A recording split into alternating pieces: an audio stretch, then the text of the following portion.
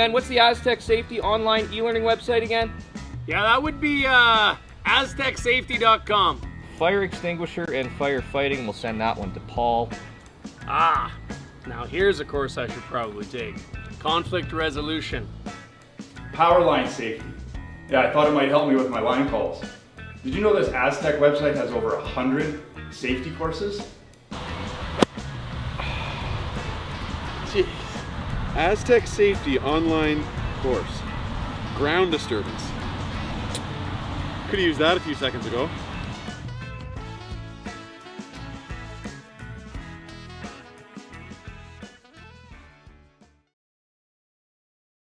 Welcome to therockshop.net, the official store for the Grand Slam of curling.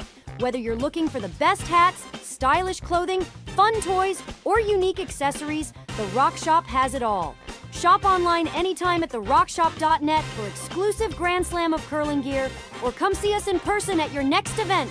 therockshop.net, where fans find their favorite curling gear.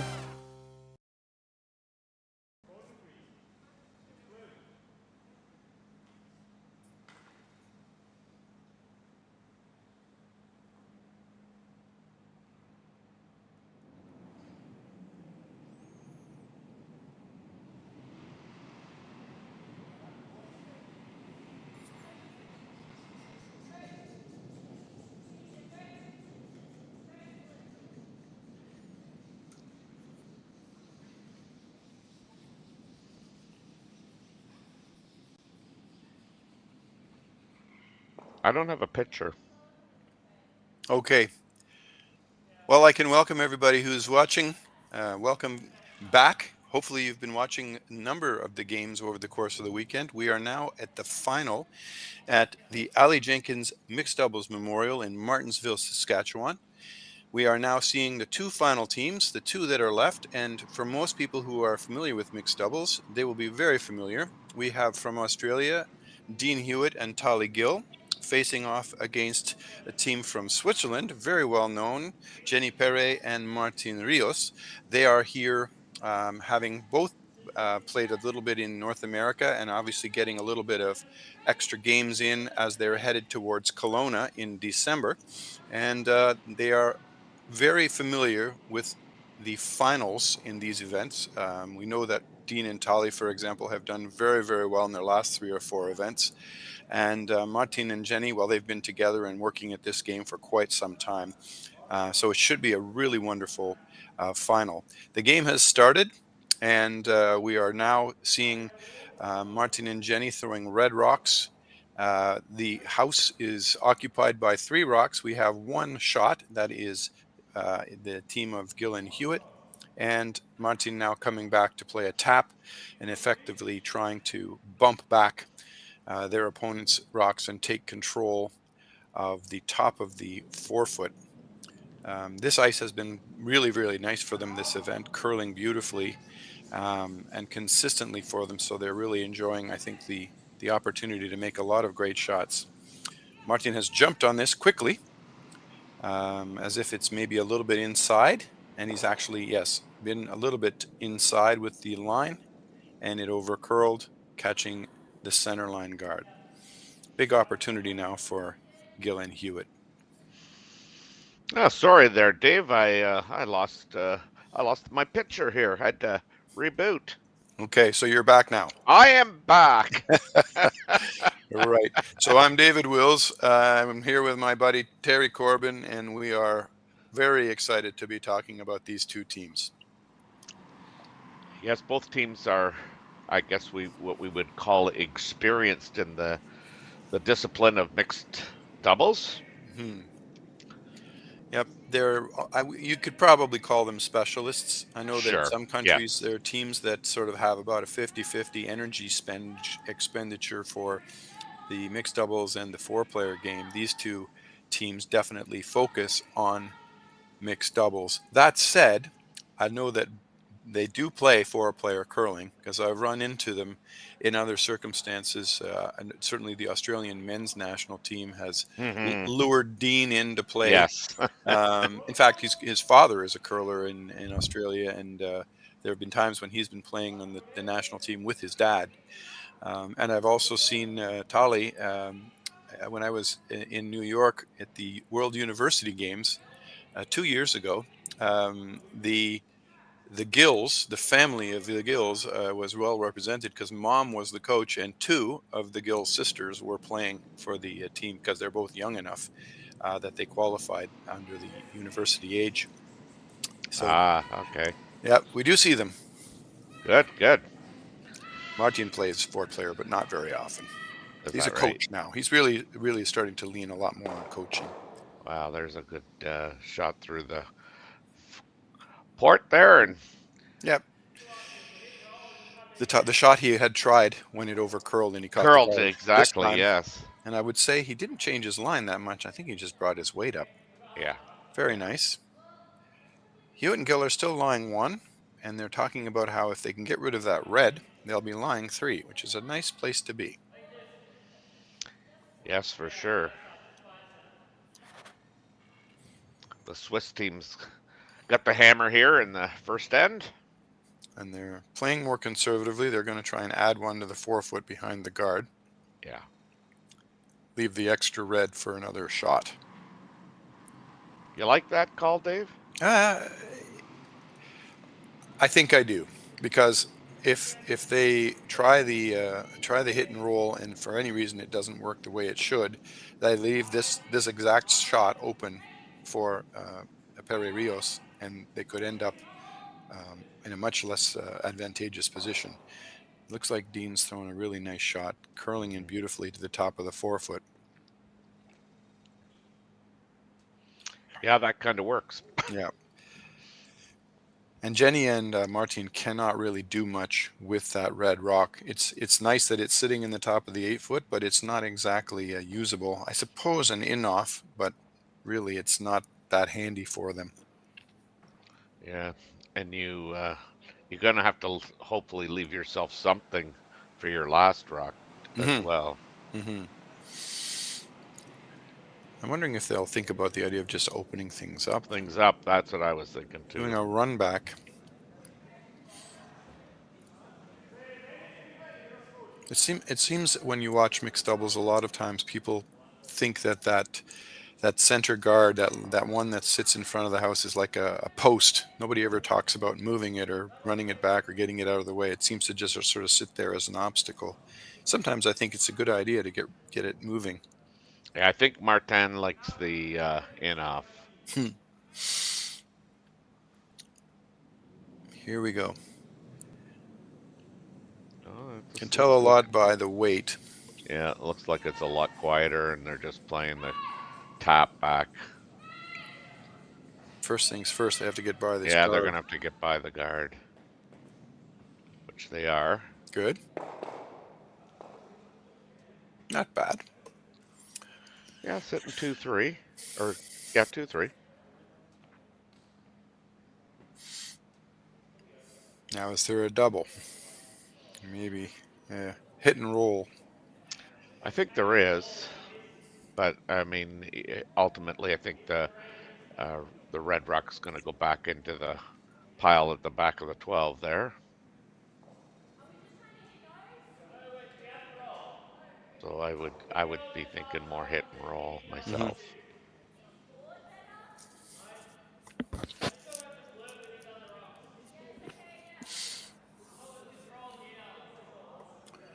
Tahli's having second thoughts.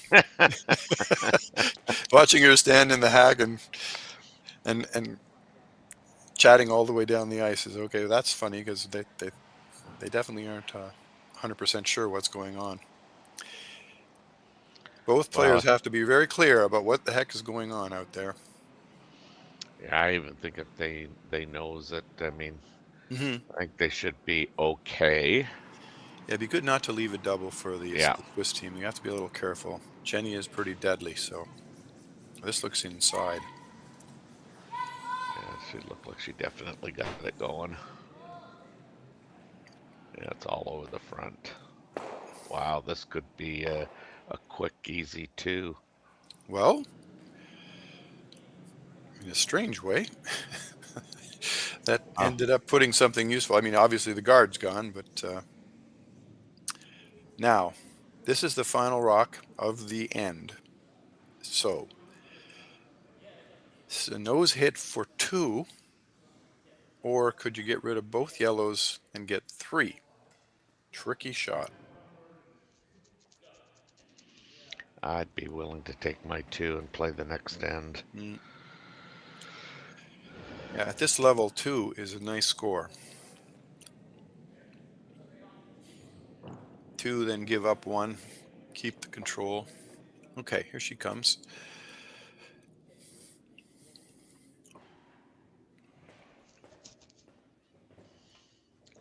So this is going to be an out turn. Out turn hit. Looks like they're playing just for the 2. That's way out there.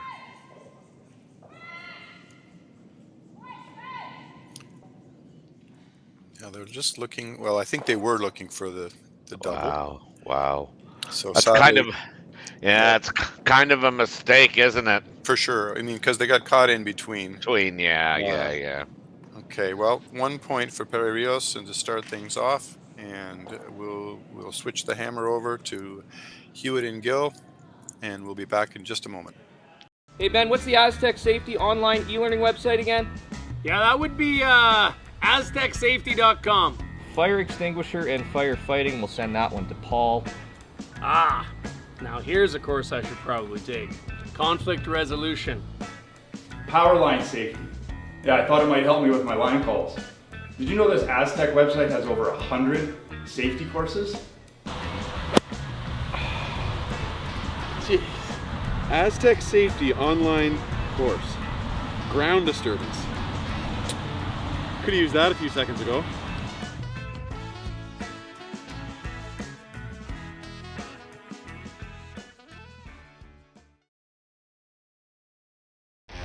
The 2025-2026 Grand Slam of Curling schedule is out, with big events happening all over Canada, like the Masters heading to London in September, the Tour Challenge from Nisku this October, the Canadian Open from Saskatchewan in December, and the Players' Championship from Steinbeck coming in January. Early bird weekend and full event passes on sale now at gsoctickets.com. Let's rock!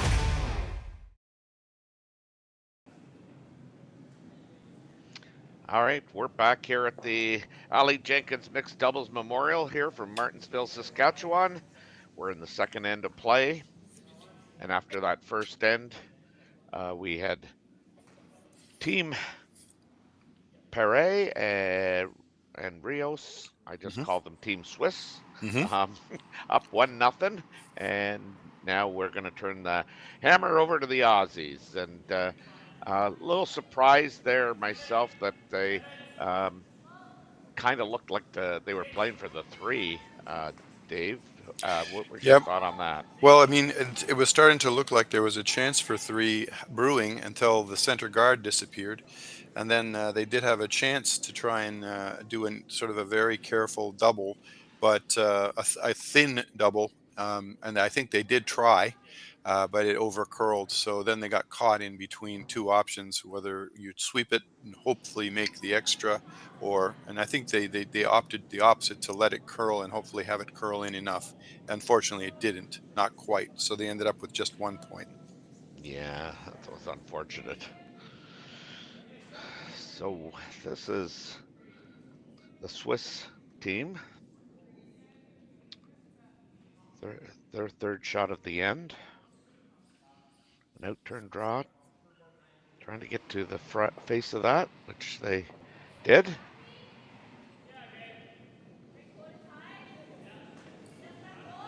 And you'll see some interesting options here.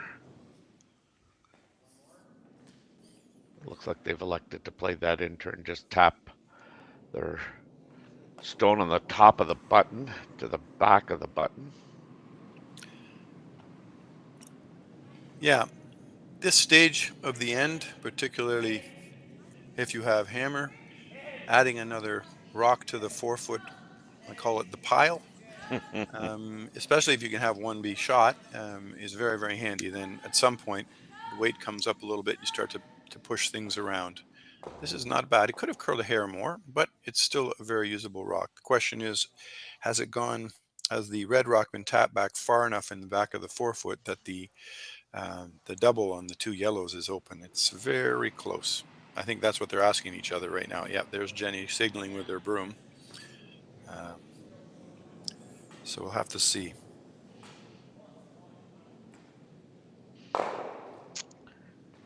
Yeah, I mean,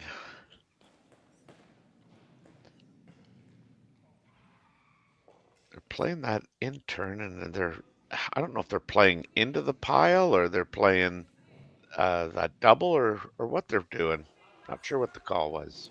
No, they're going to try and play an angle Yeah, hit back and take out both yellows. both yellows. I think the red obviously will spill out, sadly, but Yeah. I think that's the plan. Yeah.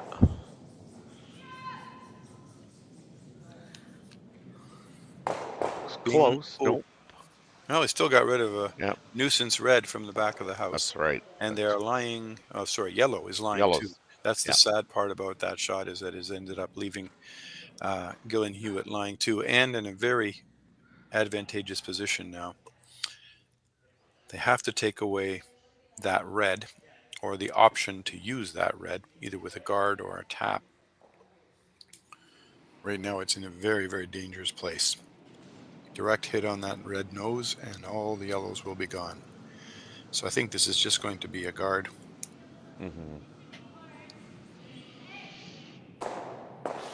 Maybe force the Swiss team into playing that in-turn draw right down to the button.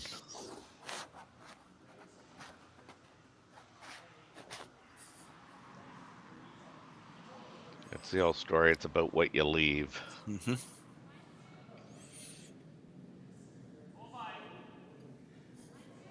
It's been amazing watching Dean over the years. I mean, even in the last couple of years, the amount of poise and control of his delivery now. You see him just delivering the rock with such confidence.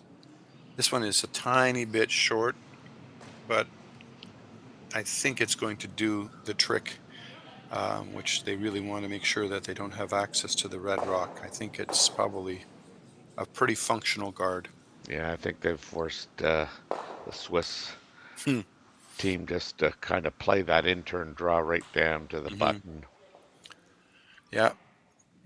Very often the case in mixed doubles that you can't take away both sides. So if you take away one, you leave the other, and here we are. They've got a chance. If they can come down and sit on the button, or corner frozen to that yellow rock, they will be in great shape.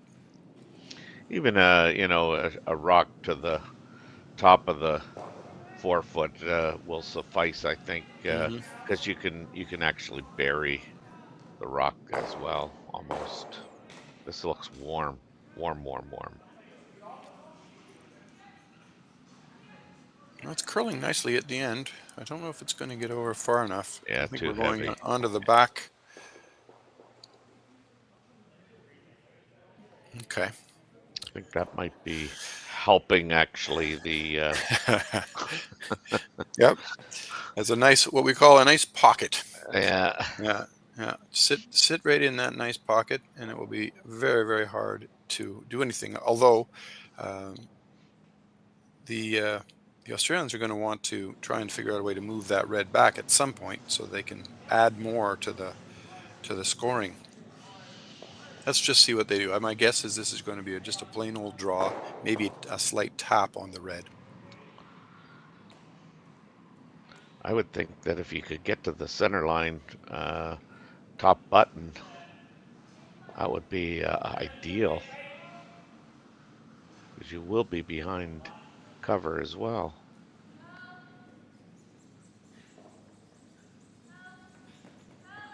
Don't think you want to move the yellow one, though. Oh, we're in pretty good shape. It's a bit heavy. Yeah. It's still possible to move the yellow out of the way now and come into the center. Yeah, I think you're just reducing the scoring area now.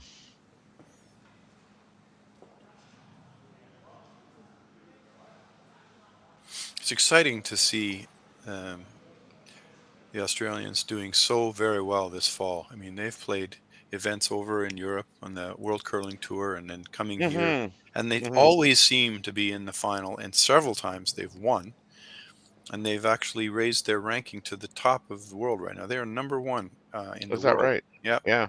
they're the number one ranked team. The team that was for quite some time was the Estonians.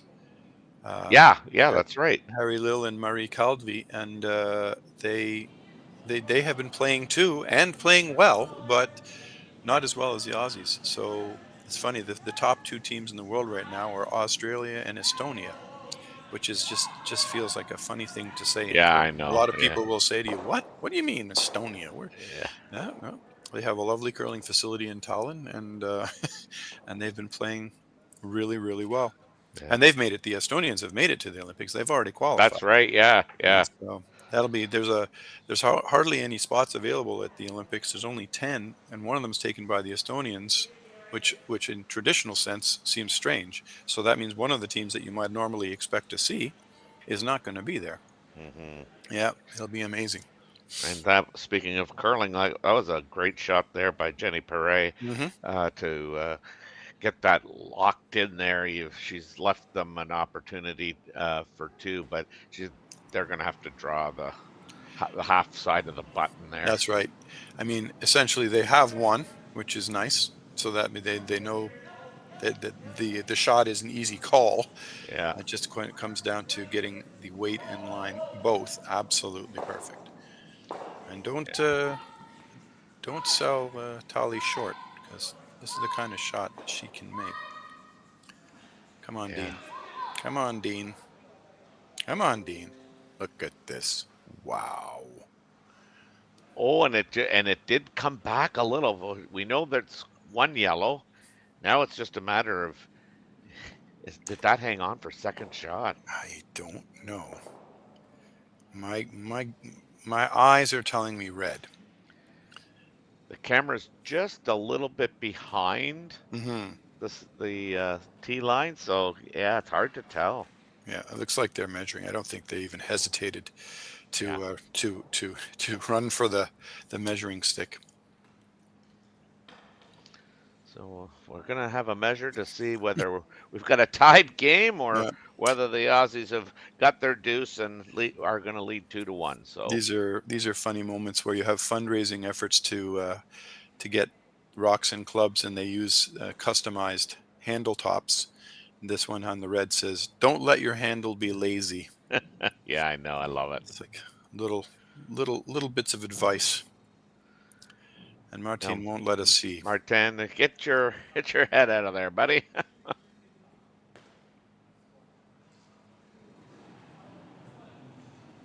It's going to be red.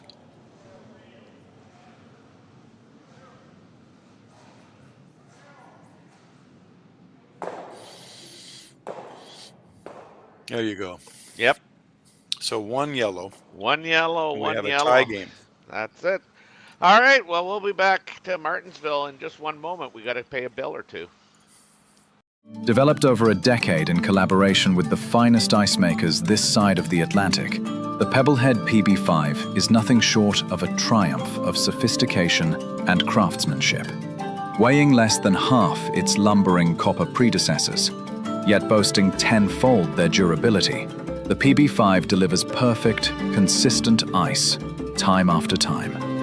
The PB5 by Pebbleheads.com, the apex of ice-making ingenuity for the roaring game of curling.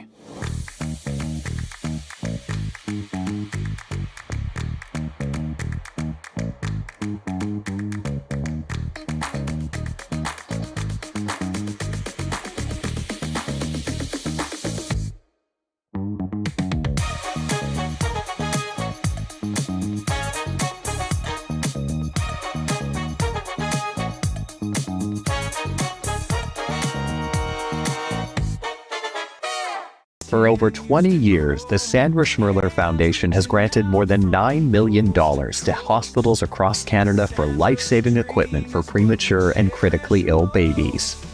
In the past 4 years alone, $4 million has been granted thanks to the curling community's incredible generosity.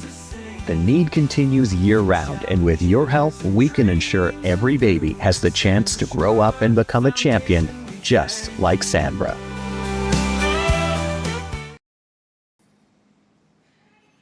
Welcome back to Martensville, Saskatchewan here with the third end action here. I guess we have a replay of that last shot. Dave, why don't you just walk us through that and how close that was? Sure. Well, Dean and Tahli, they have already got 1 point locked up, and they're trying to throw a draw to the very edge of the button. They do a beautiful job, and Dean swept it to make sure it got by that red. Sadly, by sweeping it that much, it just took it a little bit too far. And when they ended up measuring, it seemed that red was slightly closer. So 1 point for yellow and a 1-all tie going into the third.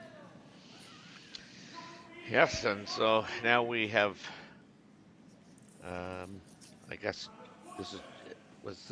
oh no, this would have been Martin throwing the rock. And he's going to be a little light and chip off the top.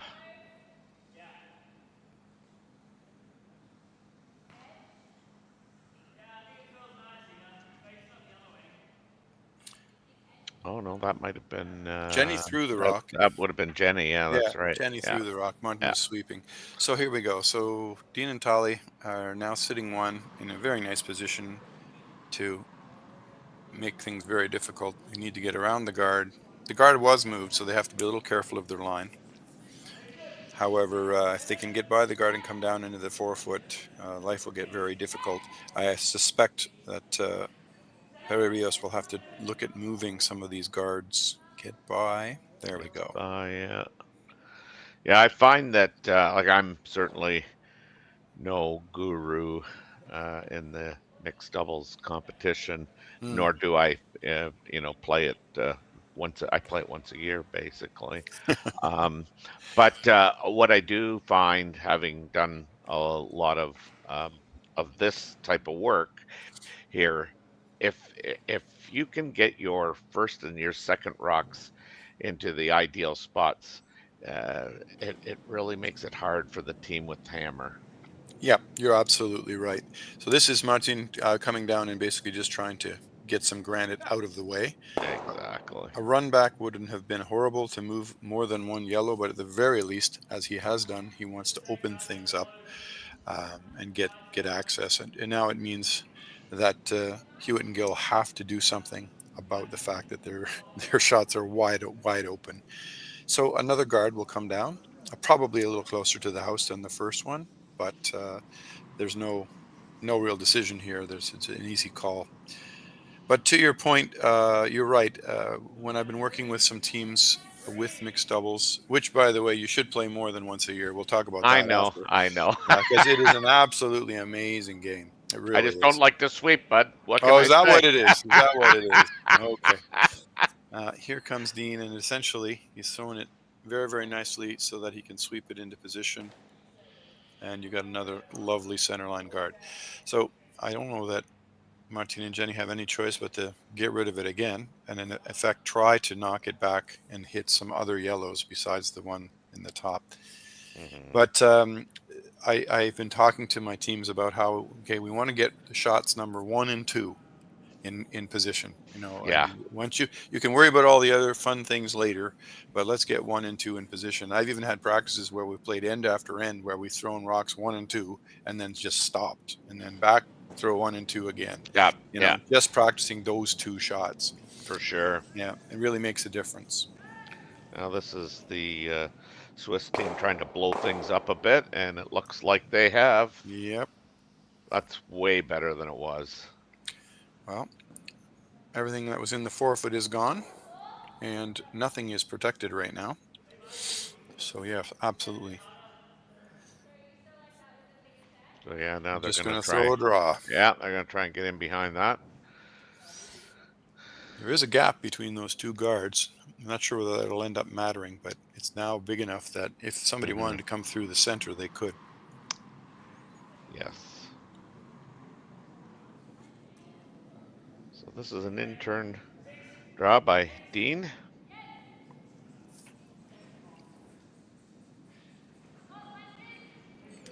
Yep, coming back and actually sitting behind the guard rather than curling all the way to the center is probably not a bad thing. This looks a bit heavy. No, it's okay.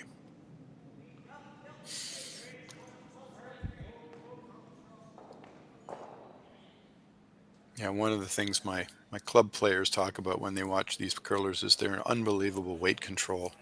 You know, when you say to somebody, throw T-line weight, and they say, okay, and then they just do. Whereas in a club game, you say, throw T-line weight, and it could end up being anything. I have a partner who threw 3 T-line draws into the hack last week. And I said, well, that wasn't quite T-line, but, you know, and I can't do anything about it as a sweeper. If it's heavy, it just keeps on going. So, Yeah. you know, it's really more challenging than it looks. These guys make it look pretty easy. Yeah. And partner's name will remain anonymous. He might be, maybe watching. I don't know. Who knows? Yeah. My guess is that the people who watch these YouTube broadcasts of this fantastic event are people who are familiar with and maybe probably play mixed doubles. I don't know I don't know how many people it attracts who are a 4-player curler. That'd be an interesting thing to see in the comments. If you're a 4-player curler who's watching this because you want to learn about it, or you're interested and curious, or what it might be. But so now they're going to throw another rock, maybe just barely nibbling the top 12, but it definitely has to be in front of that yellow, the shot rock, to protect it. And they're really now sitting in the driver's seat. Yeah, well, I mean, I think you're right. It would be interesting to see, because I know, having not playing it a lot, it took me a while to watch it. And I think, you know, again, one of the things that was attractive about watching it was it's quick.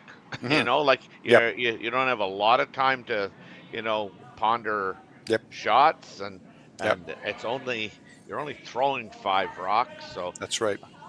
The game moves along really nice. Yeah, it's got great rhythm. You do have to adjust to it if you're used to 4-player, though. That's for sure.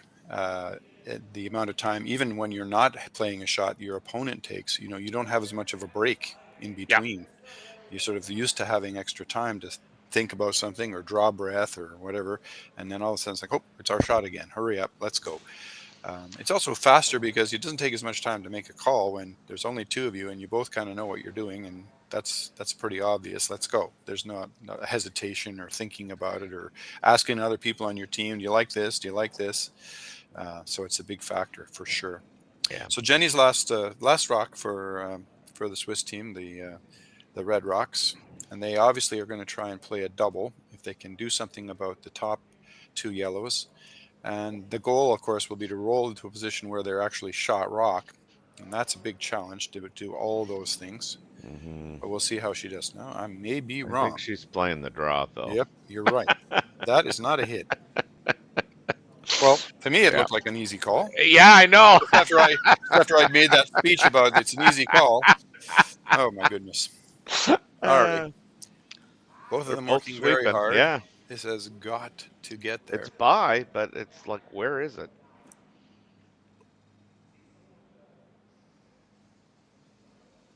Oh, so okay. It's gonna leave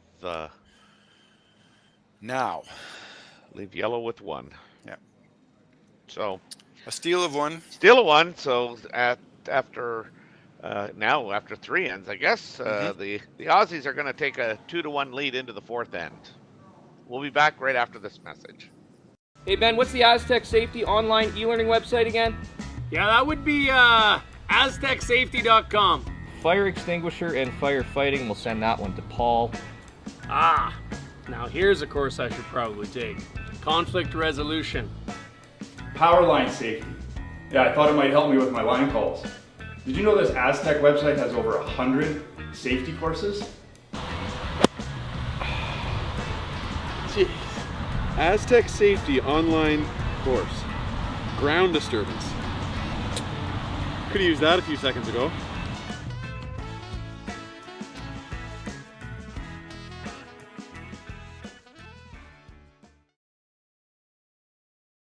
Developed over a decade in collaboration with the finest ice makers this side of the Atlantic, the Pebblehead PB5 is nothing short of a triumph of sophistication and craftsmanship. Weighing less than half its lumbering copper predecessors, yet boasting tenfold their durability, the PB5 delivers perfect, consistent ice, time after time.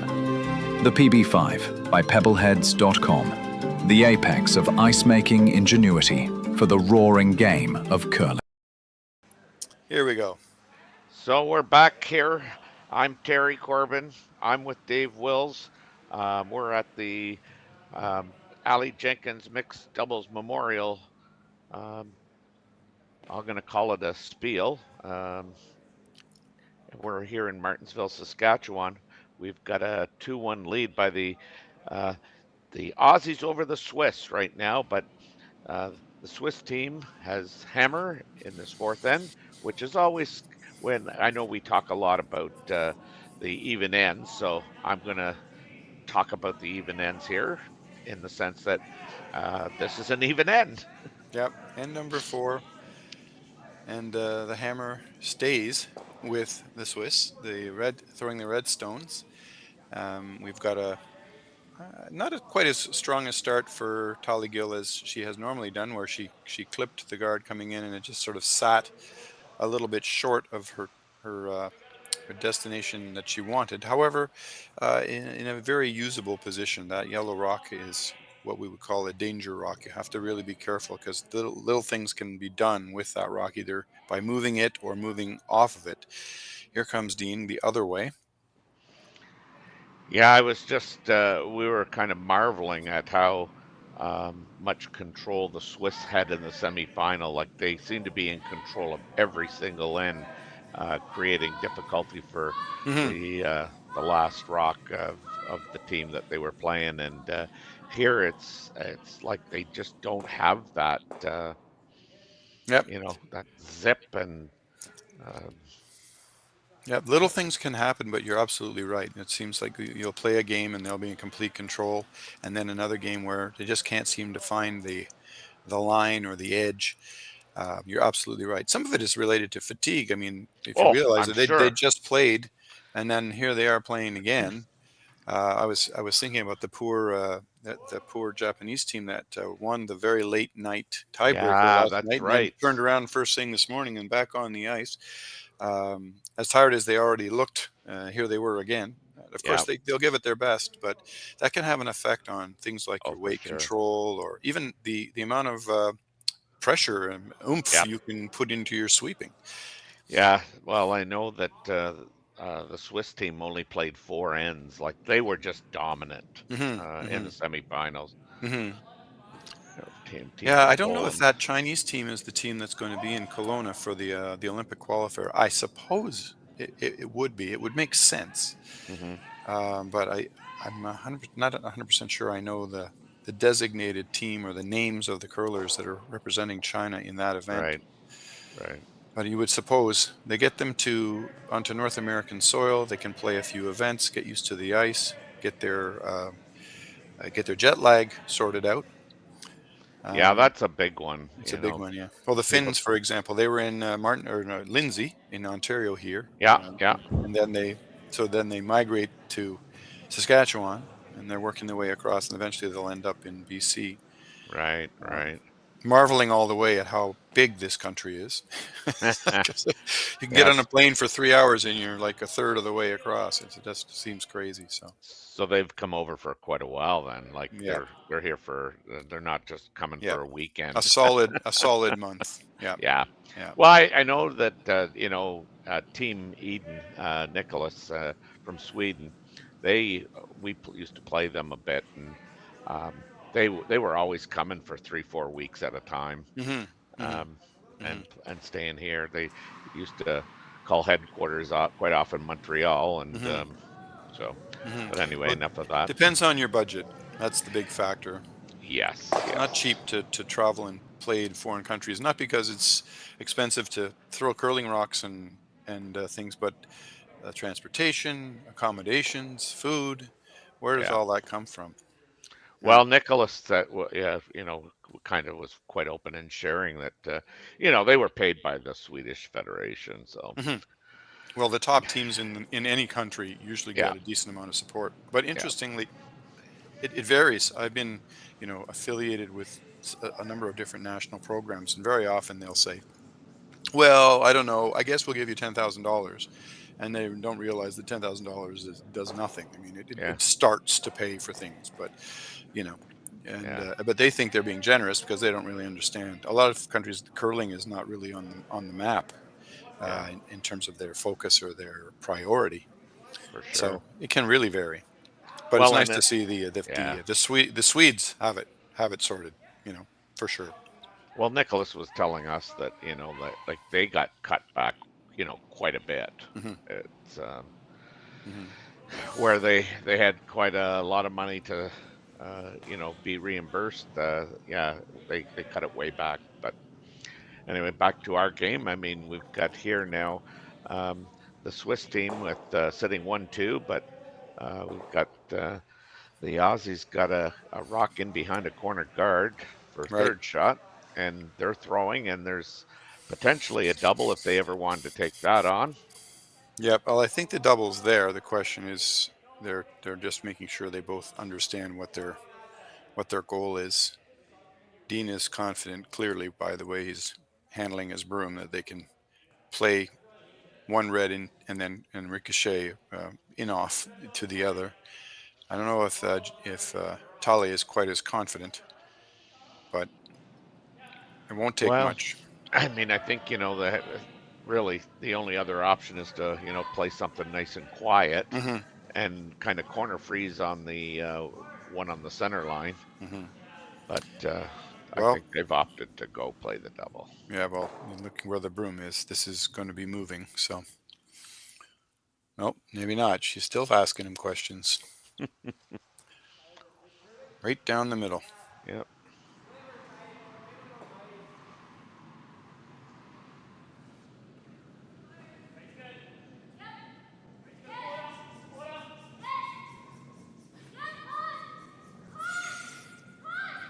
Have to go hard for a piece of that red one. Wow. Oh, Wow. talk about the worst possible outcome. Absolutely. I mean, it does help that one red that got pushed back far enough that it's now third shot instead of second shot. But my goodness, Hmm. that caught between two situations. You want it to either curl more or less, but not where it stopped. My goodness.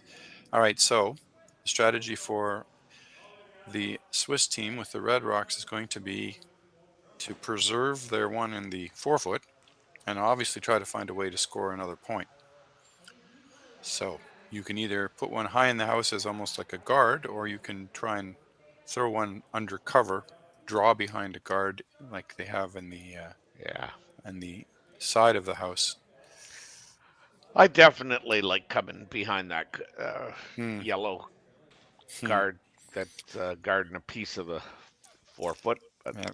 Now, I don't know if you just saw Martin. He yeah, was sort of scheming a bit with the idea of hitting the yellow that's just at the top of the house off to the side, not even in the house, and rolling in off it, thereby getting one of his rocks in the house and opening up that other yellow, with the idea that on their last shot, they could end up getting extra points because they can bring into play that one in the back.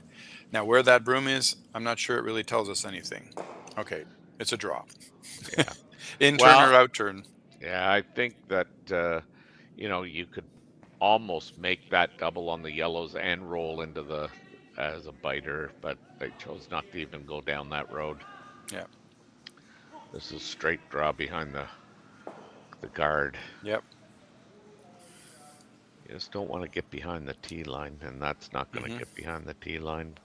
Making sure they don't leave the double. Yeah, higher is better. Yeah. Okay. So there's no double, so then Dean and Tahli simply have to hit and roll. They want to be shot. Yeah, I mean, certainly, in terms of trying to make that, I mean, from this angle, it looks like the double on the yellows was a lot easier, but when you look over the top, I mean, you can see that's a little bit more distance between the two. Yep. So you probably couldn't make the double and roll on.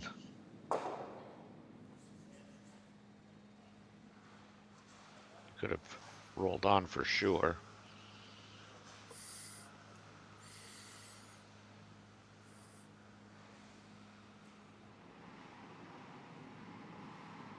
Looks like a controlled hit. Yeah. They definitely want to move that red out. The key is to hit it on the right angle so that it Gonna have to moves curl a it. little bit. This It is looks not like too it. bad. Now roll. Nose hit. Not quite. So an opportunity for the Swiss team to score a deuce here and take the lead. So I guess all things considered, Dave, I mean, this is a good outcome so far for the Swiss. Well, they gave up a steal last end, so this is a good recovery. Two or more. Certainly at least getting a 2 to take the lead. So they need a little nose hit. Shot's not made yet, but a nose hit and just sit straight in the middle, and we should be okay. She'll throw the intern.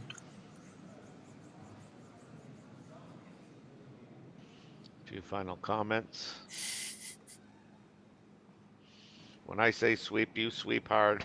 Yeah, I'll let you know. Hurry up. So it's on its way. Looks like it's got to curl a bit, but has to make sure it doesn't over curl. I think we're okay. Yeah. Good shot. Right on the nose. Yep. Excellent. So that's 2 for the Swiss team. They're going to take a 3-2 lead after 4 ends. We'll be back in a few minutes. For over 20 years, the Sandra Schmirler Foundation has granted more than $9 million to hospitals across Canada for life-saving equipment for premature and critically ill babies. In the past 4 years alone, $4 million has been granted thanks to the curling community's incredible generosity. The need continues year-round, and with your help, we can ensure every baby has the chance to grow up and become a champion, just like Sandra.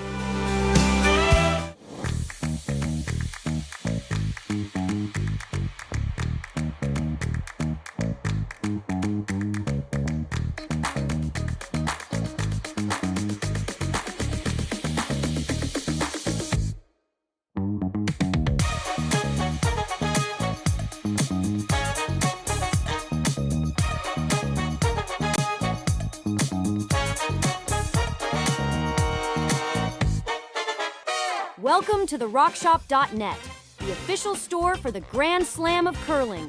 Whether you're looking for the best hats, stylish clothing, fun toys, or unique accessories, the Rock Shop has it all. Shop online anytime at therockshop.net for exclusive Grand Slam of curling gear, or come see us in person at your next event. The RockShop.net, where fans find their favorite curling gear. Kind of Anyway, we're back here at the Martensville place for the Aly Jenkins Mixed Doubles Memorial. We've got a 3-2 lead by the Swiss over the Aussies, but the Aussies got the hammer. And that first rock from the Swiss team is kind of good, but it is behind the button. Yeah, a little tap on the preset rock that was in place at the back of the forefoot, but dead center, which is very, very nice. If you take away the little angles, it means that the next team has to find a way to get right over onto the center line to be effective. Yeah, just a little and warm. Speaking of that, you see that didn't quite curl over enough. Tahli's shot didn't curl as much as she wanted. Yeah, just a little bit warm. She had a little less weight. Might have been able to, as Dave Schmel would say, scooch it over.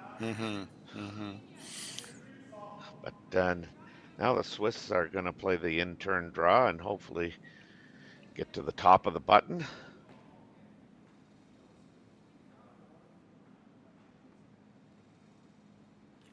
Again, pretty good. The weight's pretty nice. Needs to stop in the top. Nice. I was going to say top forefoot and top button. There you go. Very, very nice spot. Yeah, it's really good. What makes that so good, too, Dave, is that those two yellow rocks are now providing some backing. Well, and Dean probably would love nothing more than to come down and get rid of that center line guard, but he's got to wait one more shot before he's allowed. Yeah. That's going to be. No, you know what? I'm wrong. I think this one he can start to hit. Yes. But he's obviously not going to do that. Thinking to myself that Perret Rios had hammer, but they don't. So actually, yeah, they're ready to hit if they need to, but he's obviously playing a more offensive, aggressive approach. Yeah. And throwing a draw.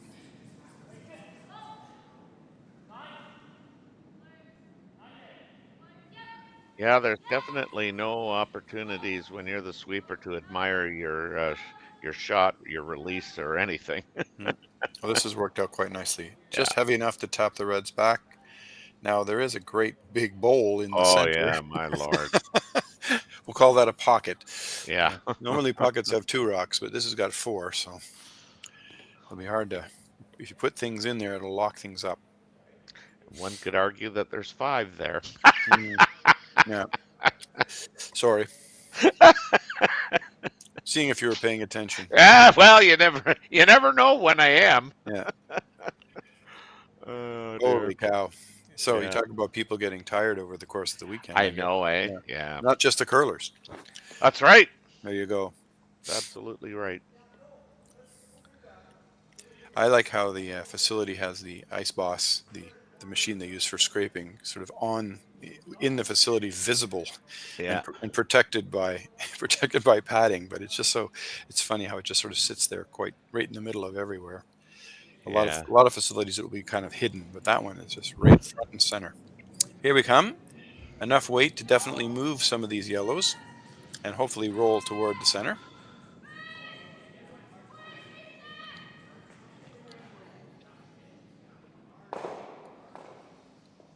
Oh, that's nice. That's a nice result. Not bad. He moved his own red over a little bit farther than he probably wanted, but nevertheless, it certainly has moved things in the right direction. The sad part is that behind the tee line, Tahli and Gill have a chance to come down if they can lock something right on the button. Yeah. It'll be very hard to remove.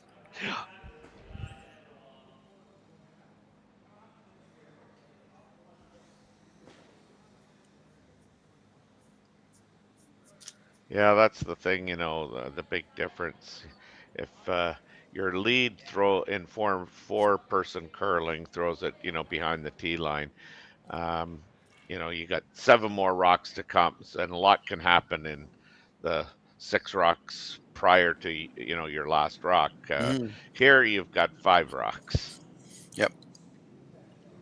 Yeah, they run out quickly. Yes. Alrighty. So the second one from Dean. And trying just to basically draw the button.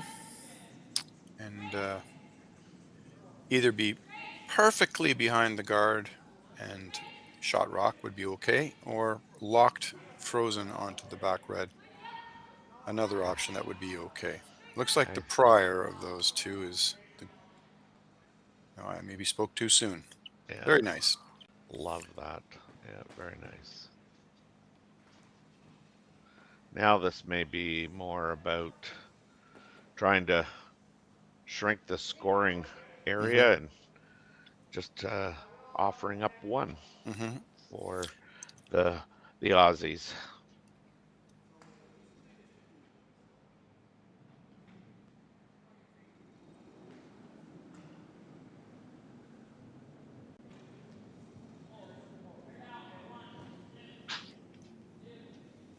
Martin Rios trying to follow Dean Hewitt's shot down.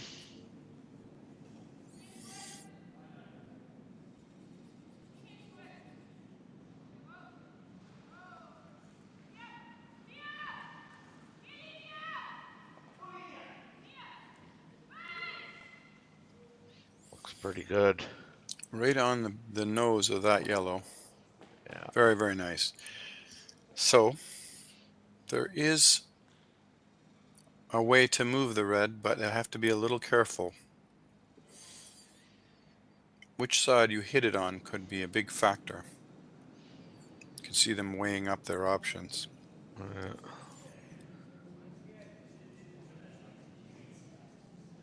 That yellow rock's not going very far.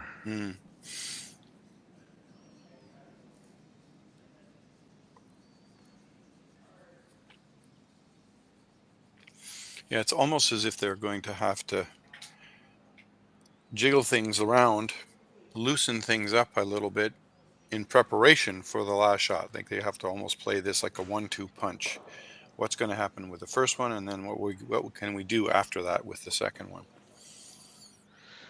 Well, I mean, if you're yellow, I mean, I think you might be kind of just you're going to get one, and maybe it's again that shot that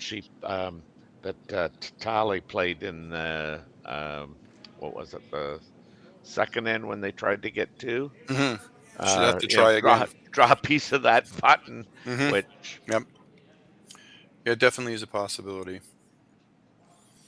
Because I don't know where you put this yellow one, or I don't know what you can really do to improve your situation a great deal. Well, they've called timeout. I don't know if that means that the coach is going to appear and chat with them or not.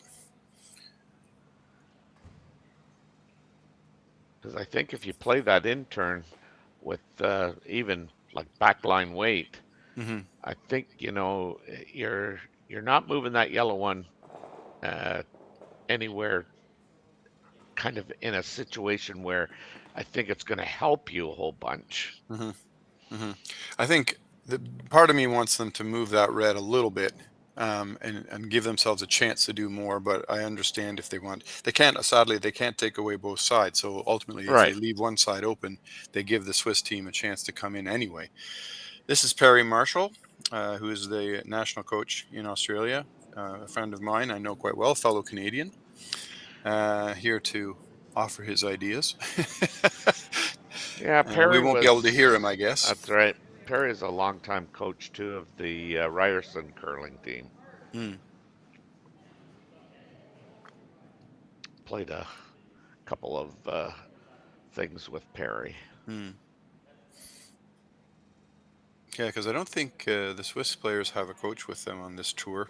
I was hanging around in Lindsay while I was watching them play, looking to see. Some teams had a coach, but not very many. Not very many. So, especially when you're traveling, and that we talked about the expense of traveling distance. As soon as you add another body that has to be fed and has to have a hotel room and things, it can get quite pricey. Yeah. Well, I mean, you even see that in the a lot of the men's and women's events, especially the I guess the tier 2 teams. Like, as much as you'd love to have a coach, you can't afford it.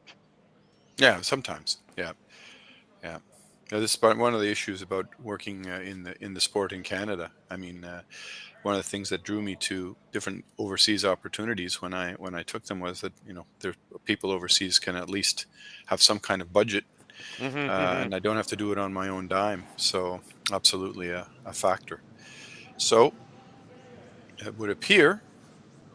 Oh, you know what? I can't tell you based on that broom whether they're going to. No, I thought maybe they might try and go off that red one where the broom is and try and hit and roll toward the center. Yeah, try and unlock that red one behind, but well, we'll know in a second, depending on how hard he throws it. Oh yeah, maybe. Yeah, it definitely is a hit. Looked like he got that in out, and if he did, it's never coming back. Yeah. Okay. So, the Swiss team wants to give them one and take away the draw for two from one side.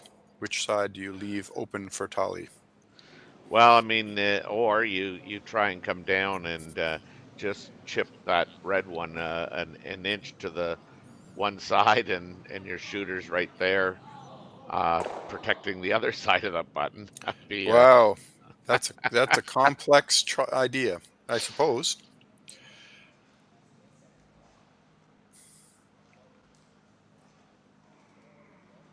I mean, when you look at it, can you hurt yourself by trying that? Yeah, And you only need to like move it probably 1 inch.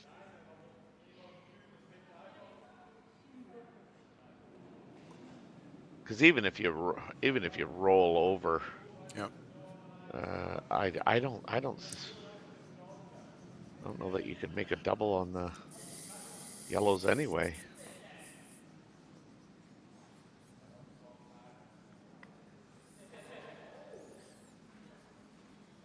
It's a little bit of camaraderie, asking each other what they want to do.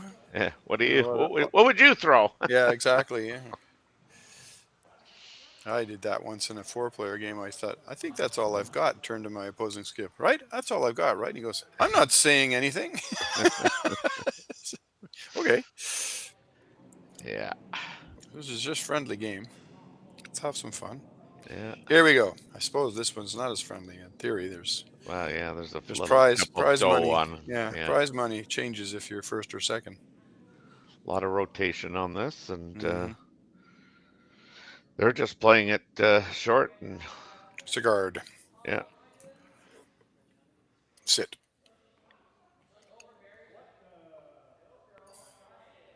They're still looking at trying that side.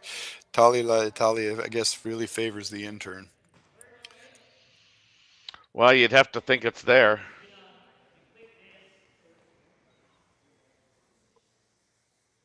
Yep. You touch the red, and then sort of roll and twist toward the tee line. Very, very precise. But good news is it's worth a try, because I don't think they can hurt their 1 point. No, that's one all day. Mm-hmm. I'd be willing to bet. And she played this in the second end, where she was probably 4 inches, 3 inches too heavy. Yeah, maybe not even. It was a measure.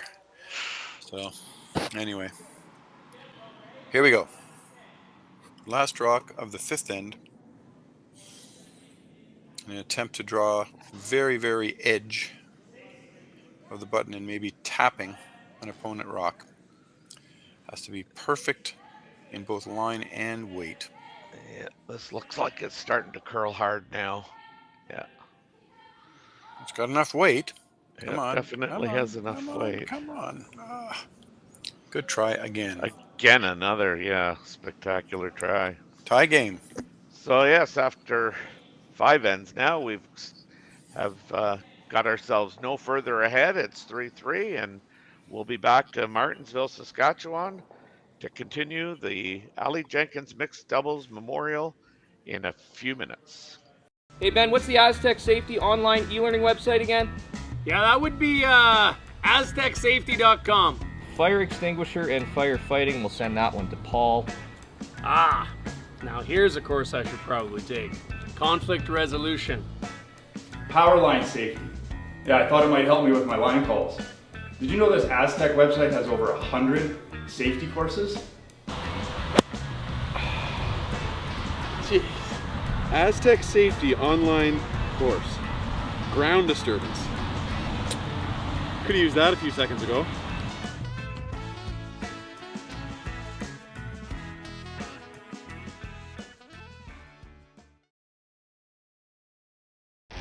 The 2025-2026 Grand Slam of Curling schedule is out, with big events happening all over Canada, like the Masters heading to London in September, the Tour Challenge from Nisku this October, the Canadian Open from Saskatchewan in December, and the Players' Championship from Steinbach coming in January.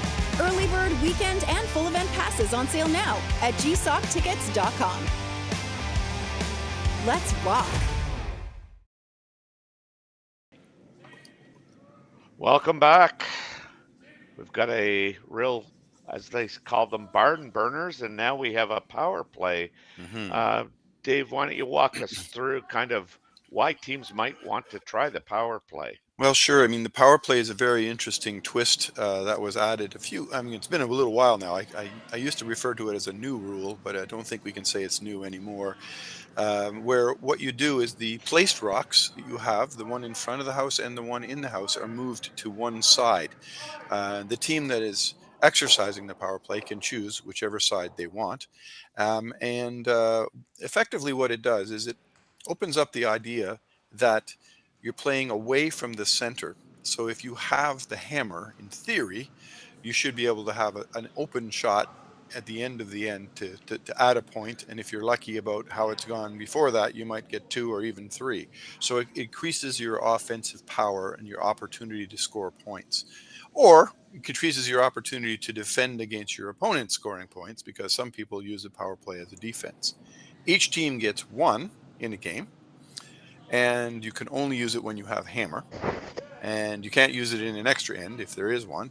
So there are a few restrictions, but this situation, we're seeing the Swiss team using their power play on the right. The Australians tried to throw a rock. I believe they tried to throw one a little deeper than they left it. I think they wanted to get closer to the house, if not in the house. And so the Swiss have taken advantage with their red rocks to come around that second guard. So now they have 2 in the house behind guards. It makes things very interesting. Dean, the first of his yellow rocks for the end, cannot hit yet. And I have a feeling, though, he'll be very happy to start moving some of those front rocks around. First things first, he's trying a draw. And this isn't too bad. An option now to hit or play a little angle run back if he wants to move some of the red rocks. Very interesting choice of shots. Yeah, you see a lot of times that the team without the power play will raise the rock that's placed as a corner guard into the house.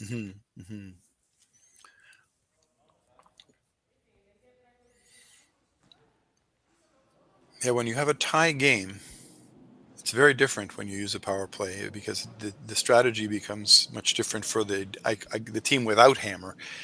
They play a little bit more defensively when it's a team has a lead. A lot of times people will call a power play when they've just fallen behind or given up a couple points or something, and they're trying to bounce back. And in that case, the team that's defending the power play usually tries to sort of squash your chances of making something out of it. In this one, both teams, I think, are playing a little bit more offensively. Very interesting position. Now, I'm just wondering, we saw a timeout called by the Aussie team. I wonder if they're using time clocks here. I wouldn't think they would be. I really don't know. I don't think so. It seems to me there's no time clocks in this game, but you can call a timeout because that means your coach can come on out, which explains probably why the Swiss team hasn't called a timeout. So they can just stand and talk as if they're in a timeout. Now this is going to be a bump back, I think. Like he's trying to eliminate the yellow rock permit, on its own. Well, it was a bump back. Yeah. Now there are 3 red rocks hidden, but there's also 1 yellow rock, which is the shot rock. Interesting. That was a good play, actually. I just got notified that no, we're not using time clocks. Excellent. Thanks. It explains why there's not a lot of pressure for them to to keep the game moving. But here we are. You can tell you've got a slightly unusual situation building here in a power play, because very rarely do you have the players sort of stand and talk for this long about what to do. They're really, I think it's kind of fun to watch, but they're really in a position where they're kind of, okay, what on earth should we do here? What's the best plan?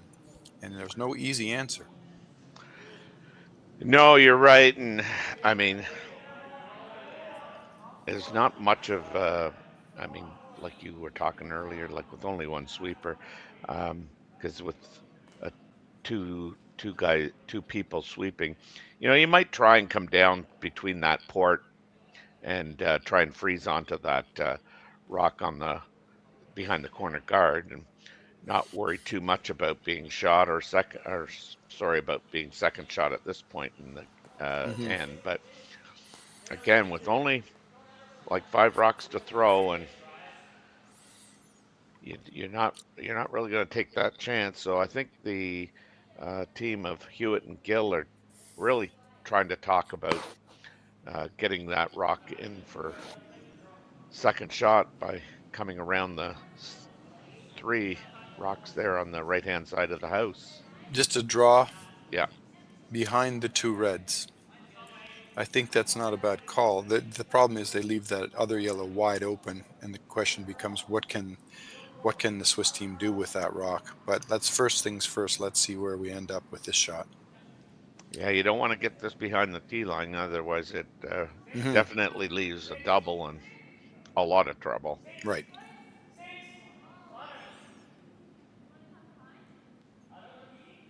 So Dean likes the line, obviously. I think everybody's a little worried about the weight.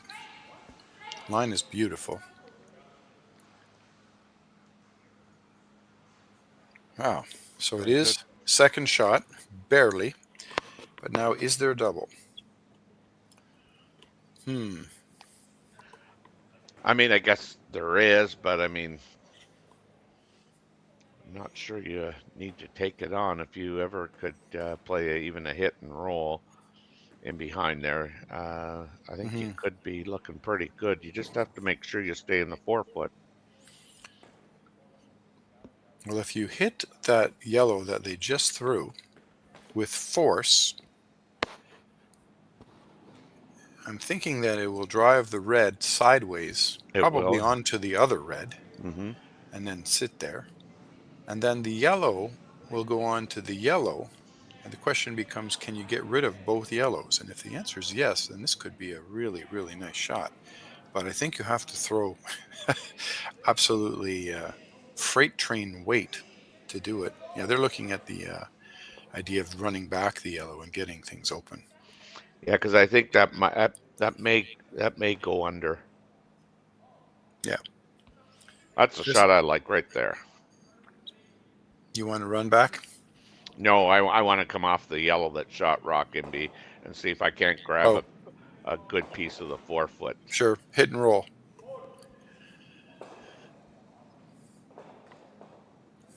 Well, another situation where we can't tell based on the broom, because it depends on how hard he throws it. But I think you might be right. This might be a plain old hit and roll.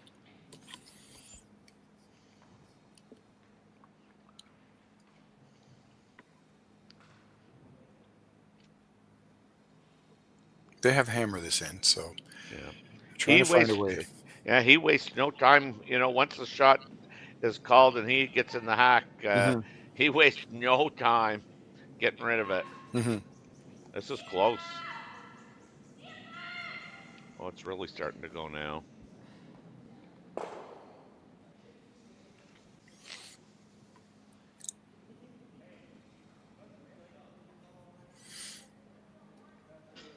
So yellow still remains 1, and yellow throwing.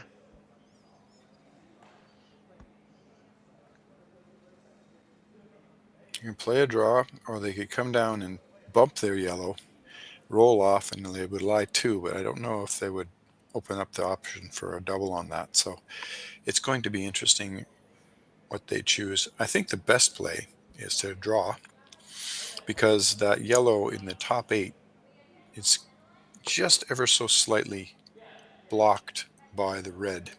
So then anything that goes behind will be hard to get at. Yeah, looks like this is a draw. Yeah, I wouldn't want to get this behind the tee line. Well, I mean, I think that the Swiss team is trying desperately to get an opportunity to get rid of that yellow rock that's sitting in the top 8 now, because they have 4 rocks in the house, but none of them count. So they need to do something about that if they have a chance.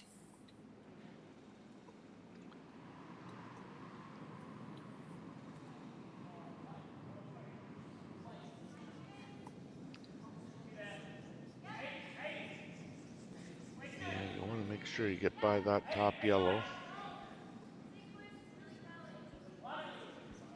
It's all about weight.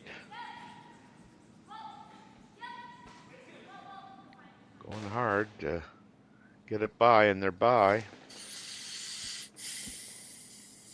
Well, a little bit deep, but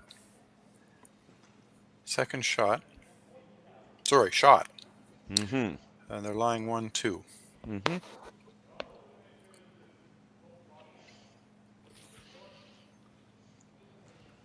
Wonder if they look like they were looking at this double, or I guess you could call it double. Through the hole.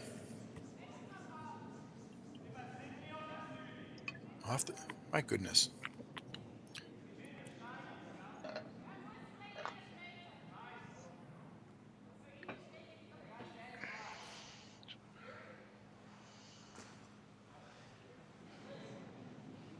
So we're doing a run back. Yeah. It's got a lot of weight.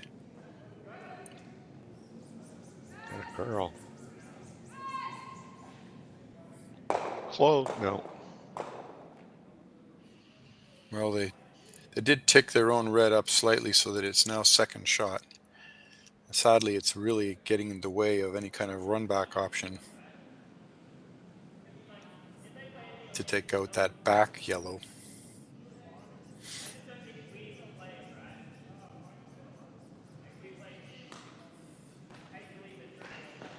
Wow. So Dean's broomwork is suggesting a fairly aggressive idea that would move the red out of the way and leave the yellow lying 3.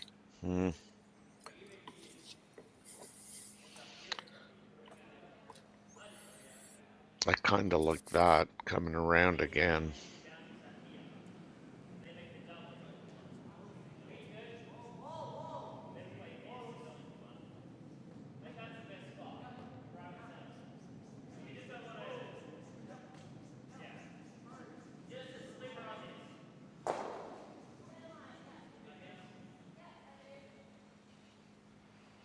I mean, I think if you're the Swiss team, you're more interested in scoring,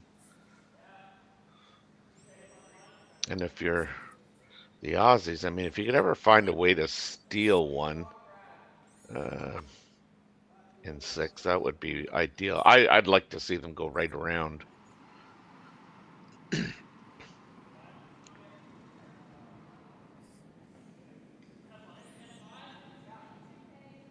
Well, this looks like just a draw. I don't think they're even touching that top yellow, which is strategically interesting choice. Well, they were playing the straight guard. Looks like it. Or if they weren't, they are now. Yeah. Okay. I think you can get to that yellow. It's just a draw. You think you can get to it enough to knock it back and make it 2? You only have to move it 2 inches, 3 inches. Yeah. Well, we'll see what they come up with, but that guard is far enough out that I don't know if they can get around it and still have enough weight. We'll see. I think you're not throwing it to play that shot. I think you're throwing T-line, and if it's there, the backup bonus plan. Yeah. Because she throws a lot of rotation. Well, she throws what I would call a typical rotation for this level. That's 3, and that's 4. Yeah, so we're 5 or 6 rotations on our shots, and that needs to curl a whole bunch. I think it's pretty good. Needs to stop. Ah, she made it. Yeah, great Great shot. I mean, One red. that's what they wanted. I mean, they wanted to score there in the Yeah. even end, and we've completed 6 ends now, 2 ends left. We've got the Swiss team leading the Aussie team, the Aussie duo, 4-3. We'll be back in a few minutes. Developed over a decade in collaboration with the finest ice makers this side of the Atlantic, the Pebblehead PB5 is nothing short of a triumph of sophistication and craftsmanship. Weighing less than half its lumbering copper predecessors, yet boasting tenfold their durability, the PB5 delivers perfect, consistent ice, time after time. The PB5 by Pebbleheads.com, the apex of ice-making ingenuity for the roaring game of curling.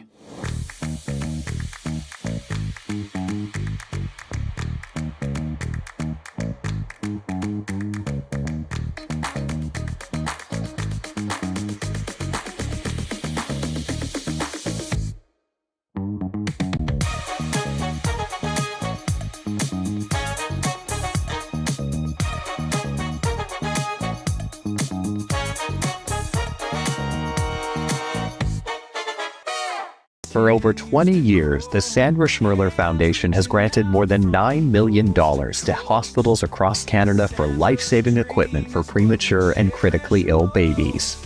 In the past 4 years alone, $4 million has been granted thanks to the curling community's incredible generosity. The need continues year-round, and with your help, we can ensure every baby has the chance to grow up and become a champion, just like Sandra.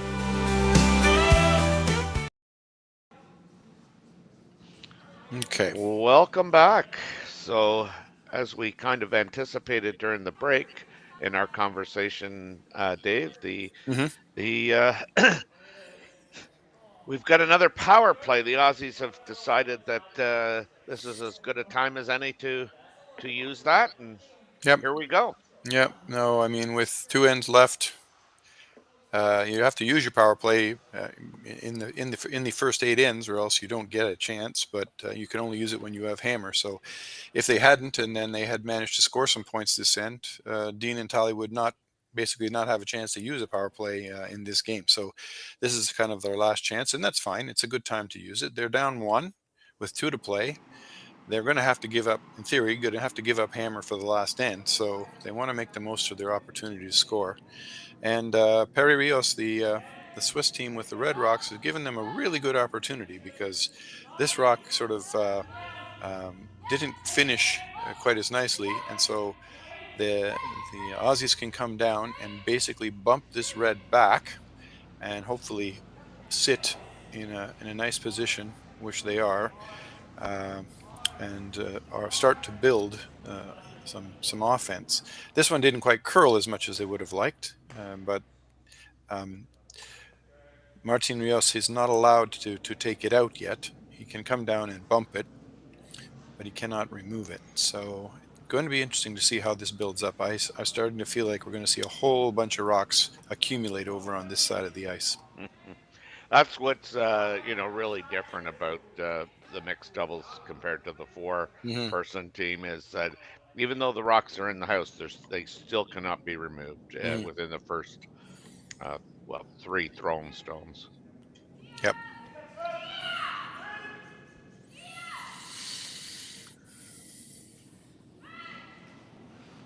So the Swiss team on their power play, I mean, they were forced into taking 1. And this is a little bump and roll, and a very nicely played. Perfect weight. And now the red rock is a little bit more hidden, and it's shot. So it's going to make things a little bit more awkward. Yeah, that was well done. I mean, you look at it and you go, like, you want to get it back to the 12 foot, but you obviously can't push it through the rings. And I like the way they're set up now. Yep. Dean and Tahli are talking to each other about the fact that if they can get to the nose of the red and push it back, they're allowed now to throw a little heavier if they want. They can remove rocks now, whether that's worth trying. they do have to make sure they keep their rocks in play. So they do have to be a little bit careful. And if it doesn't curl enough and ends up driving the red back into their own yellow, that's not good. So this is a very demanding shot here. Precision. Yeah, and again, it's down pretty, weight. pretty hard not to hit the red into the yellow, I would think. There it goes. It's going to help it. Wow, he got it to the nose. Good shot. Very nice. Still red is lying shot, and they have the chance to put another one in there to be 2. But the potential for yellow has just changed dramatically. Yeah, they're sitting 2, 3, 4 by the looks of it. Really nice weight control. Mm-hmm.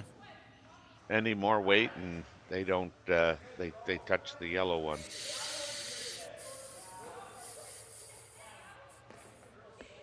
So now that requires a little bit of a more intense discussion.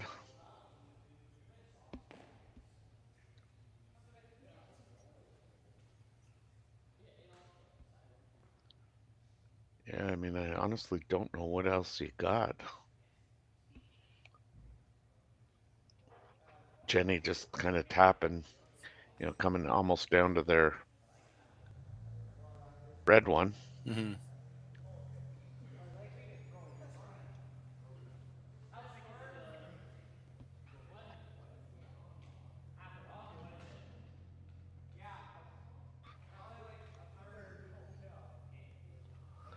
So this rock could kind of change the strategy as well too in this crucial 7th end.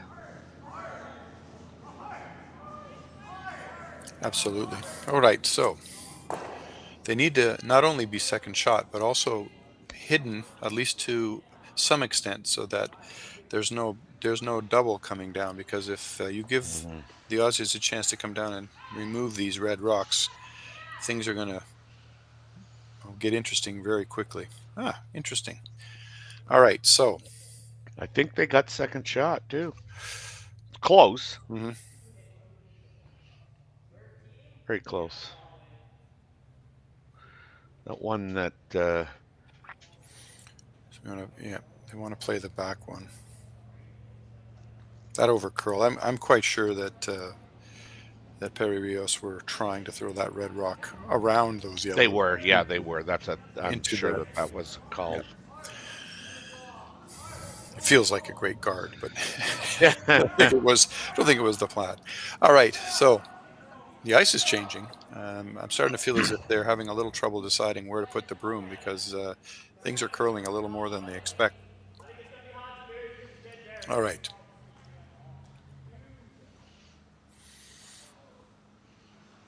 Poor Tahli looks like she's frozen. Yeah, I was going to say, she looks like she's cold, and if you look at Martin, he's just wearing one thin dry fit shirt. So it's a big difference between the two. Well, too, and I know when you're not feeling well, I mean, you get cold really easy, I find. Well, and Dean's just the same as Martin. They're not wearing a lot. I guess it depends a little bit on how much you're sweeping as well. So now they're going to try and come down and get to the face of that that red. Mm-hmm. They'd ideally probably like to move it. Yeah, that'd be a bonus. First things first. We have to make sure.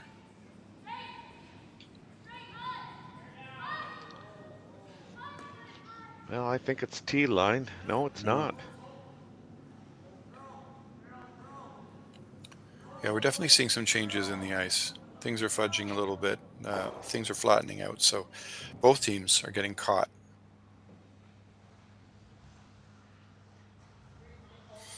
Raises some interesting questions. What to do next?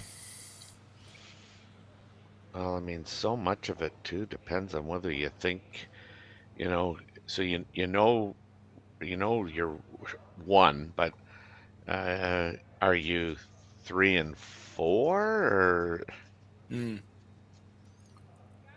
are you I think red's 1 and yellow's 2-3. 2.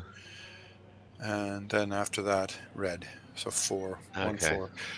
Yeah, I mean, they could just split the house. They could just throw another red over to the other side of the house, and then basically you're keeping yellow team Gill and Hewitt to 1 point. But you have to make sure you put it in the right place, because if you leave them along cross ice double or anything crazy, you could really get into some trouble. It looks like they're doing that, though. It looks like they're splitting the house. So they want this to go at least to the tee line. Even a little bit behind the tee line is not a terrible thing. Yeah, I thought they were going to play the double on the. I thought they were trying to hit the yellow and try and make the double on the yellow, but maybe not. No. Well, you know what? They are hitting. I'm sorry. Based on where the broom was, I thought this was a draw, but I'm wrong. You could hit the red one and scoot that between the 2 yellows. Like that. Like that, yeah. Okay. So there's a double on the reds. Tahli 3. Replay showing the outturn from Martin. He's hitting his own red, driving it through, and moving everything around. Interestingly, the red that he threw actually ends up coming back up the house after its impact. You don't see that very often. Yeah, I think ideally they wanted to hit a little bit more of the rock on that they were pushing through. Dean is talking about hitting the red that's in the 4-foot, and he can't decide which way he wants to roll. I think you want to roll in front of the pile. Front of the pile? Yeah, I think Not so. behind the one lonely. I don't Well, think I mean, it doesn't matter which way, except that possibly, I'm not sure, but possibly you could double off the reds and then sit behind cover. But it looks as if they're trying to just bump and roll behind. Oh, okay. He changed which handle he's throwing. Yeah. But I don't think he changed the shot. No. Yeah, on the overhead it looks like, you could roll behind the red and not touch the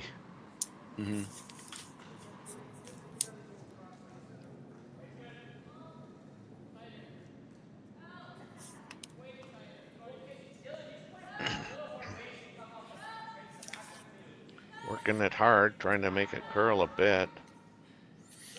Not gonna roll. Oh, they're gonna roll too far. Okay. Now red shot. Do they need to protect? Well, they need to get one in there to be either shot or second shot, because there are a lot of yellows lurking in the weeds. Yeah, these are talking about coming way over on the other side of the house, which is not a bad idea.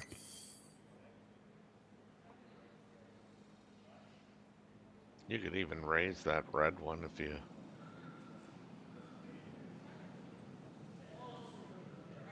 That was my first inclination, was get it over there. But I'm not sure I like it. I don't know why. My gut is telling me they should go to the other side, because if they go to the other side and their second shot, which I'm hoping they can make that without too much trouble, then there's little that the Aussies can do. They have to take one, and that's a win for the Swiss team. But I'm not sure what they finally settled on. yeah, I don't know either.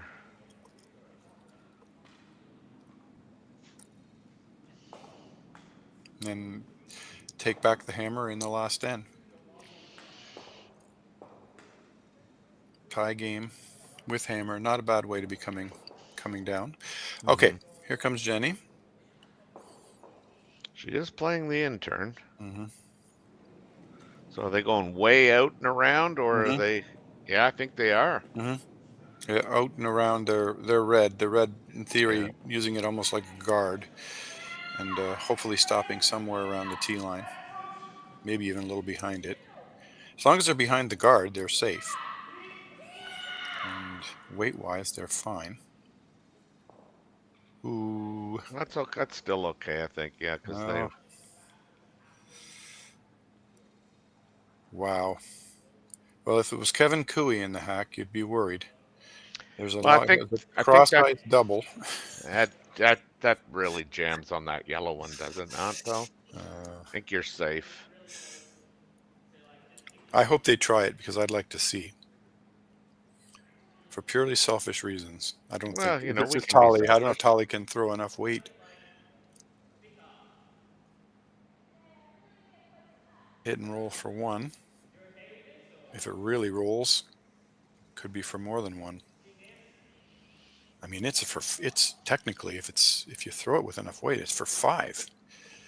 So. Yeah, I never see that, but. Yeah, it's.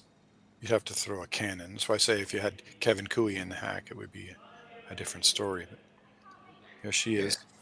You're always losing that yellow behind the tee line that's in front of that red. Well, if they hit it on the inside, the red goes beside it, doesn't it? Yeah, I think that's a catcher. Okay. I mean, it may not hit it right on the nose, but certainly.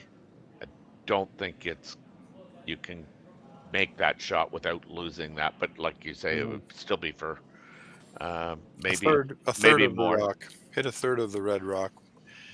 It will go flying across.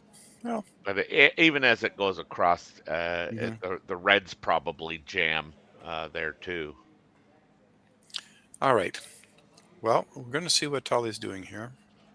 She is playing an outturn. Outturn draw, I would think. Yeah, I guess this is just a plain old draw. Draw for one.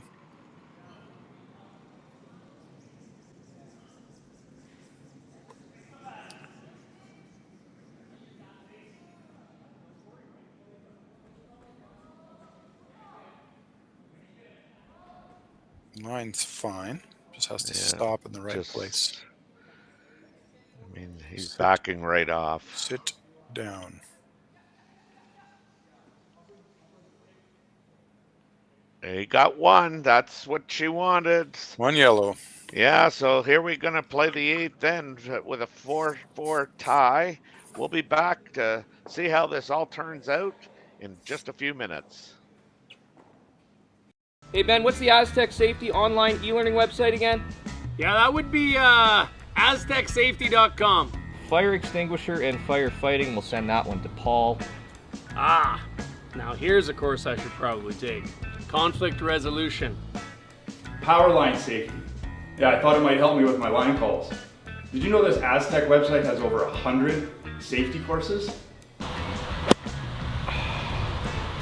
Jeez. Aztec Safety online course. Ground disturbance. Could have used that a few seconds ago.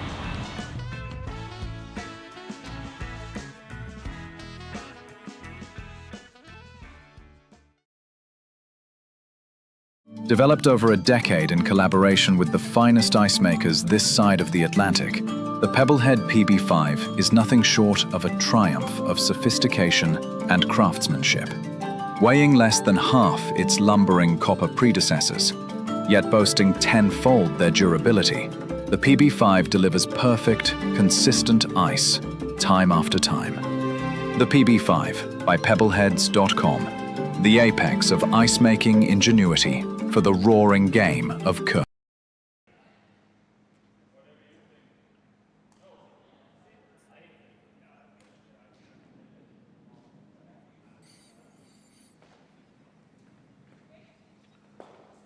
We're back here for the final end of the Aly Jenkins Mixed Doubles Memorial from Martensville, Saskatchewan. Dave, we've got 7 ends in the book, and we're right back where we started from. And I think we started with the Swiss team of Jenny Perret and Martin Rios with the hammer. So 1 end for all the marbles. That's right. Yeah, it's amazing. The numbers on the scoreboard behind the sheet are incredibly tightly packed, and in mixed doubles that's pretty rare. You often will have a 2 or a 3 or a 4 launched out there. They've had a whole bunch of 1s and just one lonely 2. Yeah, interesting call. Well, that was supposed to be a tick on the Oh, yellow. okay. They were trying to tick the yellow over, just get that guard out of the way. And sadly, it didn't curl enough. So it went past the guard and hit the red in the house and drove it out. And as you just noticed, that is immediately basically a replacement back to the original position. And basically, it's almost as if that rock never happened. It just is gone. So. Yeah, I just thought that was an interesting call. Like, Mhm. I don't see that in mixed doubles play. It's rare when you are in a situation like this, and this is a rare situation where you have a tie in the last end. But essentially, what has to happen is the team with hammer is just desperately anxious to find a way to score 1 point. It doesn't matter. You don't need 2 or 3. You just need to score. And one of the ways you can improve your chances of scoring is by putting in a rock, or playing a shot. Like you're going to find my words. Playing a shot that removes the guard, and you can't take it out, so you take it and push it to the side. It was a good effort. They tried. Yeah, I just, I mean, typically you just see the first rock go, Mm-hmm. Yeah. like literally, on top of. Mm-hmm. Well, this one now that you would think, oh well, now they are allowed to remove that rock. They could peel that guard if they want, and they've decided not to. And the reason is because in the meantime, after they missed the tick attempt, the Aussies have put it on beautifully right on the button. If they take the guard out, then the Aussies will simply replace the guard, and they'll play a game of peel, replace, peel, replace, peel, replace, and won't get anywhere. So they're better off doing what they just did, which is to bring something into the house, top button, and now a little nudge on that rock, and all of a sudden, life is going to get very different. Yeah, as Dave often refers that to shampoo curling. Well, here we go. We're going to try and play another one into the pile that gets in the way and makes it hard for red to tap themselves back in. This is becoming very, very interesting.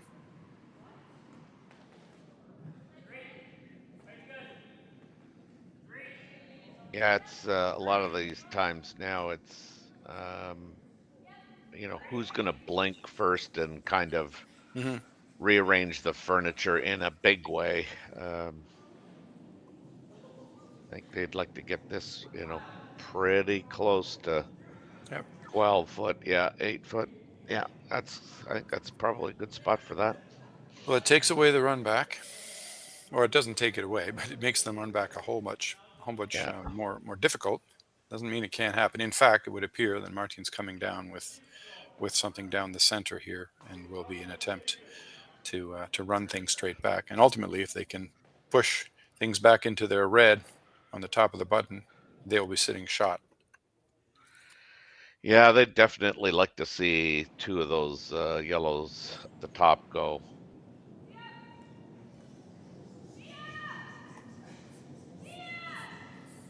This could be close. Yeah. Almost. Yeah. But they left the shooter, so Yep. Not a whole lot has changed really for Hewitt and Gill. Yep. So now they're going to replace that. I think just try to throw it again down into the top 12 foot and get in the way, so to speak. And they definitely want to be on the side of Tahli's broom, rather than directly behind her over curling. Dean is quite animated in his discussion about where things are going. All right.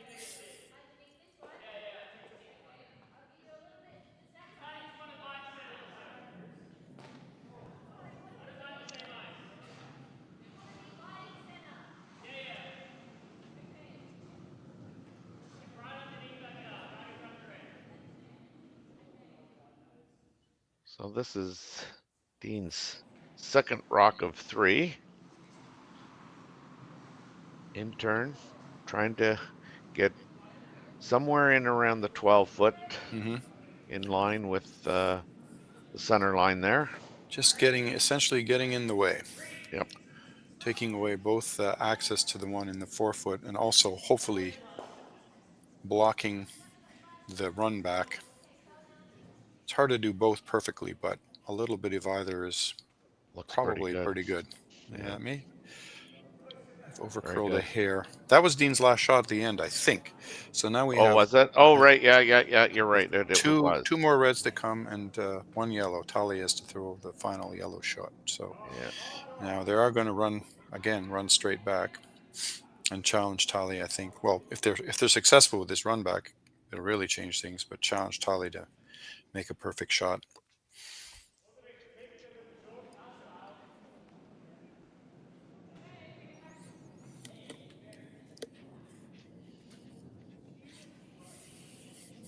So Martin Rios with his last shot of the 8th end. He didn't get out to the broom on this one. Oh. Just wanted to tick that yellow out of the way, and unfortunately missed. So now, Yeah, so Tahli gets to kind of essentially, replace. throw a guard, try and get it in exactly the right spot, and challenge your opponent to say, okay, now what can you do? Yes. That's wow. Threatening to steal the win.